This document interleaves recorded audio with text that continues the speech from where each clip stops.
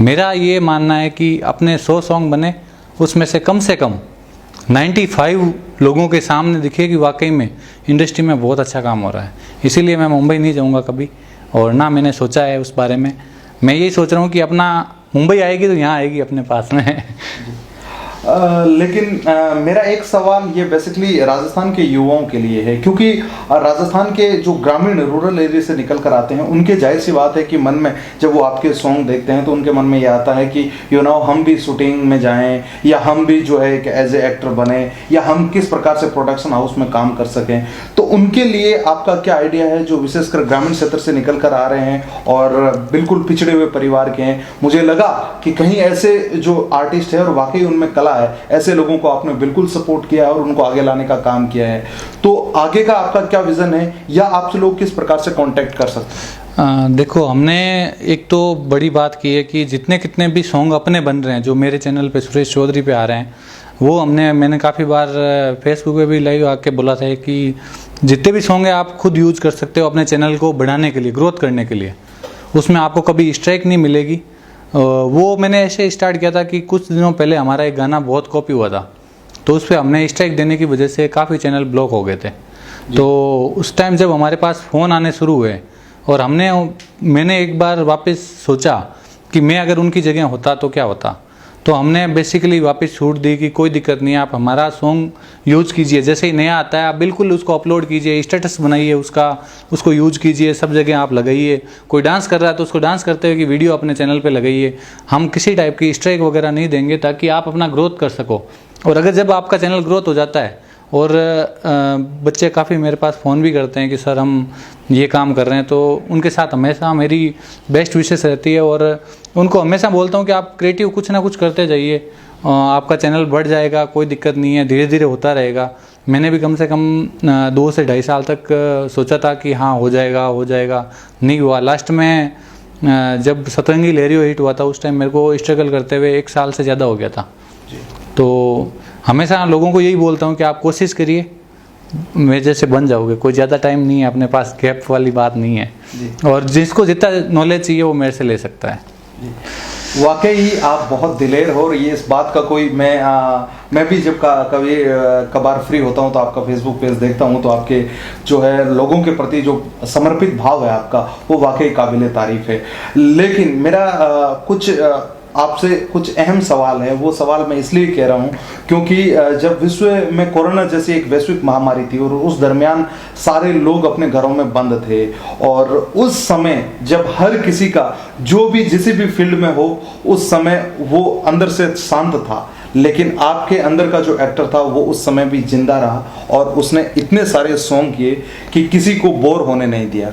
ये लॉकडाउन में आपने जो कारनामा किया है, उसके पीछे की क्या स्टोरी थी? उसके पीछे की स्टोरी ये थी कि हम घर में बैठे थे और सोचा कि क्यों नहीं कुछ स्पेशल करें लोगों के लिए। मेरी फिल्म सिटी बेसिकली सबको पता होगा, गांव आसोप यहाँ जोधपुर से लगभग 90 किलोमीटर दूर पड़ता है। तो वहाँ एकदम शांत माहौल था, और पूरे सब लोग घरों के अंदर बंद थे, और मैं अपनी फिल्म सिटी में अकेला बैठा था। तो अकेले बैठे बैठे मैंने फ़ोन किया अपनी एक्टर्स वगैरह को कि हम क्या करें, और मेरी पूरी टीम जो एकदम बिल्कुल फ्री हो गई थी कि अब कर भी क्या सकते हैं, कि लॉकडाउन भी लग गया है और यहाँ से सब गांव चले गए थे। तो मैंने एक आइडिया निकाला, क्यों नहीं हम कुछ ऐसे सॉन्ग निकालें जिस पे फ़ोन पे कांटेक्ट करते हुए का आसपास नहीं रहते हुए इस टाइप के कुछ सॉन्ग निकालें। तो मैंने अपनी एक्टर से बात की, उसको कैमरा उनके पास था एक्चुअली, हमने सबको कैमरा दे के भेजा था, क्योंकि हमें पहले ही उस सिचुएशन का आभास हो गया था कि वाकई ऐसा हो सकता है कि इटली में लॉकडाउन हुआ था। तो मुझे आभास हो गया था कि 100% इंडिया को लॉकडाउन करना ही पड़ेगा, नहीं तो सिचुएशन काबू में नहीं होगी। तो मैंने अपने आर्टिस्ट को और जो हमारे स्टाफ है उनको फ्री करते टाइम जो एडिटर था उसके पास में कंप्यूटर भेज दिया जी, और जो हमारी आर्टिस्ट थी साथ में सोनिया सोलंकी, उनके साथ में एक कैमरा भेज दिया और बोला कि ऑटो मोड में जैसे भी आप शूट कर सकते हो शूट करना, और जो मुझे चाहिए वो भेज देना। तो और सलीम शेखावास नाम से SK स्टूडियो जिनका है, वो उनको मैंने बोला कि भैया आप ऐसे करना कि मुझे जिस टाइप के सॉन्ग चाहिए मैं लिरिक्स आपको भेज दूंगा, उस पर आप बनाना। तो उनसे भी वो काफ़ी मूवमेंट, क्योंकि उस टाइम सबके फ्यूज जुड़े हुए थे जी। तो रामावतार रबारी नाम से कोई अच्छे लेखक हैं, उनसे बात हुई मेरी, तो उन्होंने मुझे गाना लिख के दिया। मैं उनसे रिकॉर्ड करने के लिए बोलता, वो मेरे को रिकॉर्ड करके भेजते। मैं अपनी लिपसिंग अपने कैमरे से सामने कैमरा लगा के मैं खुद शूट कर लेता। मैडम को बोलता आप अपना शूट करके भेजिए। एडिटर को बोलता भाई तेरे पास फाइलें आ रही है उसको एडिट करके भेज, और मैं अपलोड करता। तो और प्रशासन का भी मुझे अच्छा सहयोग मिला। मैंने बातचीत वगैरह की, सब जगह थाने वगैरह में गया। हमारे वहाँ थानाधिकारी थे, तो उनसे बात की। उन्होंने बोला आप कीजिए, बट एक तो सोशल डिस्टेंसिंग का ध्यान रखना है और एक मैसेज कुछ अच्छा पहुंचाना है लोगों के बीच, तो आप काम करो। तो हमने उसी के थ्रू थोड़ा थोड़ा धीरे धीरे करना शुरू किया। लोगों को बहुत पसंद आया हमारा सॉन्ग और बहुत अच्छा प्यार मिला, और लगभग 50 लाख प्लस व्यू हैं उसके अभी। जी।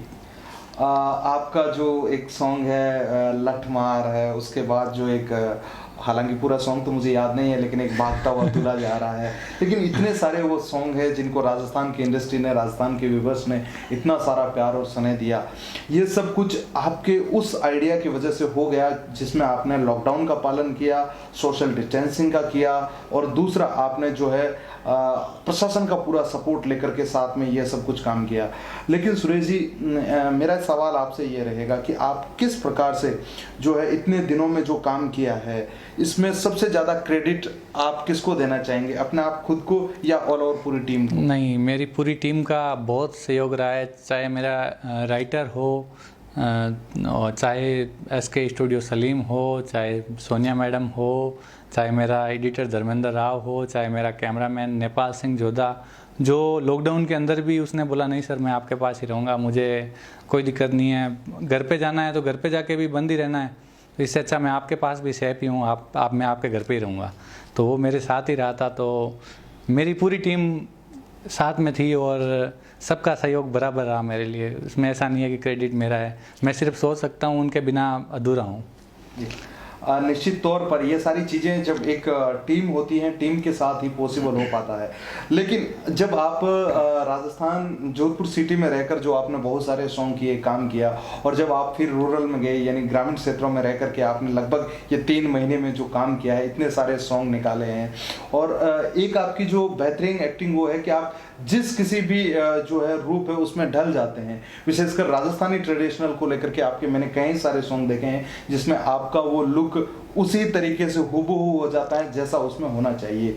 तो आपने ये सब जर्नी तय की थी, उसमें क्या आपको शुरू से ही इंटरेस्ट था एक्टिंग में, पढ़ाई को लेकर के उस दरमियान, या फिर जब आप काम अच्छा करते गए और आपको उसमें इंटरेस्ट आता गया और अपने आप को मॉडिफाई करते गए? नहीं, मूवीज़ वगैरह का काफ़ी शौक मेरे को पहले से ही है। तो मैं छुप छुप के टीवी बहुत देखता था, पड़ोसियों के यहाँ चला जाता, वहाँ टीवी देखना, घर वाले बोलते थे पढ़ना, तो पढ़ाई एक अलग था मेरे लिए, दोनों बराबर थे उस टाइम। मेरा रुचि ज़्यादा उसमें रही थी हमेशा, तो मैं चुपके से टीवी देखने चला जाता था। और वो आज भी घर वाले बोलते हैं कि अगर पढ़ाई कर लेता तो ये बन जाता। तो मैंने कहा अगर पढ़ाई करता तो सिर्फ वही 30-35 हज़ार मैक्सिमम नौकरी, और कहाँ आज अपना खुद का प्रोडक्शन हाउस और खुद का बिजनेस। जी। निश्चित तौर पर एक वाक़या मुझे याद आ रहा है कि जब एक पॉलिटिशियन से पूछा गया था कि आपके जब एमएलए बने थे उससे पहले आपके पास कैश बहुत ज़्यादा था, और अब आप जो है फॉर्मर एमएलए हैं तो आपके पास जो है कैश की कमी है। तो उन्होंने कहा कि निश्चित तौर पर मेरे पास जो धन बढ़ा है वो जनता का प्यार बढ़ा है। हो सकता है आप नौकरी में होते या गवर्नमेंट जॉब में होते तो आपके पास अपने परिवार को लेकर चलने जितना धन हो सकता है, लेकिन जब आपको इतना राजस्थान की इंडस्ट्री से प्यार मिल रहा है, यह धन आपको वाकई इसके बिना नहीं मिल पाता है। सुरेश जी, मेरा आपसे यह सवाल है कि आप जब आज इस इंडस्ट्री में आए हैं और अब आपने इतनी सफलता प्राप्त कर ली है, आगे फ्यूचर अपकमिंग प्रोजेक्ट आपके क्या है, कौन से आने वाले हैं जो व्यूअर आपका वेट कर रहे हैं, उनके लिए कुछ सरप्राइज क्या देने वाले हो अभी आने वाले समय में? आने वाले समय में ये लॉकडाउन अगर नहीं होता तो अपना एक बहुत बड़ा अपकमिंग प्रोजेक्ट था वो रुक गया है, वो आता, बट अब कोशिश करेंगे कि उसको करने की, लेकिन उसके लिए हमें बहुत लेवल का काम करना पड़ेगा। अब जिस लेवल पे हम जाने की सोचे थे वो लेवल तो ख़त्म हो गया, इस परिस्थिति के अंदर वो चीज़ तो हो नहीं सकती। बट वापस ग्रामीण परिवेश के साथ एक बहुत प्यारा सा सॉन्ग गजमन आने वाला है अपना, जो एक अलग ही लेवल लेके आएगा। बिल्कुल राजस्थानी है, प्योर राजस्थानी। और एक अपना जो पनियारी सॉन्ग था, सतरंगी लहरियो था, उसी लेवल का यार वापस आने वाला है।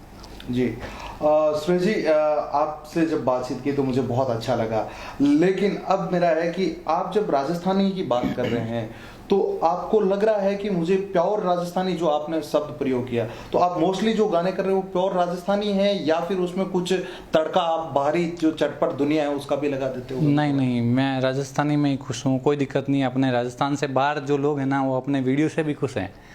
कोई और वीडियो को सुनने के बाद में वो राजस्थानी शब्द को इधर उधर से प्रोनाउंसिएशन वगैरह पता करते हैं कि यार इसका वर्डिंग का मतलब क्या होता है। काफ़ी लोग मुझे फ़ोन भी करते हैं कि इसका मतलब क्या है।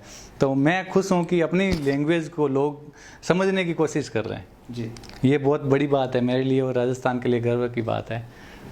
सुरेश जी, आप अपना कीमती समय निकाल करके हमारे यहाँ पधारे, आपने हमें जो इंटरव्यू दिया, और इसके लिए आपको बहुत बहुत धन्यवाद। और ऐसे ही आप हमारे साथ जुड़े रहिए आपके अपकमिंग प्रोजेक्ट को लेकर के, और कभी मौका मिला तो आपसे फिर रूबरू होने का मौका मिलेगा। बिल्कुल बिल्कुल, आपका भी बहुत बहुत धन्यवाद। और बिल्कुल मिलेंगे और अपकमिंग प्रोजेक्ट के बारे में आपसे हमेशा चर्चा में साथ में रहूँगा।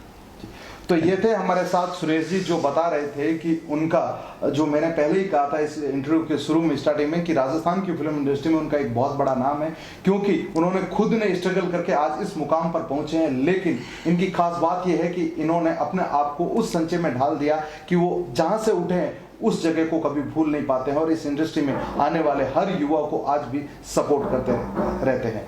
अगले हफ्ते फिर मिलेंगे तो कुछ और खासियत के साथ आपको रूबरू करवाएंगे। देखते रहिए मीडिया मंथन न्यूज।